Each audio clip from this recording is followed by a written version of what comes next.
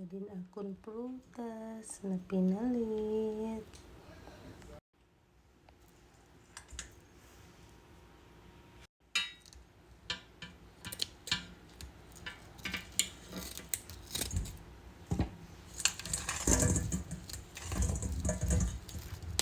Kalimutan ko yung ano nito, pangalan. Kung anong prutas. Ayan.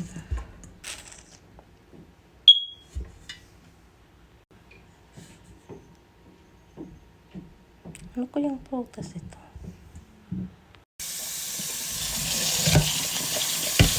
Hugasan natin ng maayos ang prutas na ito.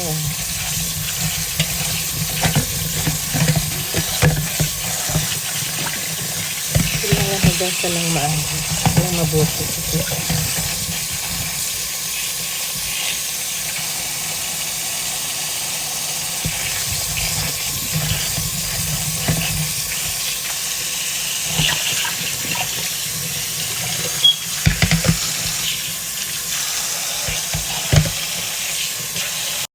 Guys, pinapagos ko lang yung yung para mainit na tubig para makahugasan natin ng unting mainit. Tama na, baka maluto. Yan guys, kita nyo, medyo umuusok yan. Mainit na tubig yan. Sabi nila wala akong mainit sa tubig. Pero ko kung inaano nyo yung usok. Diba? Hindi umuusok-usok na yan. Ayan.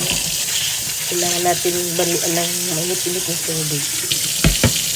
Okay.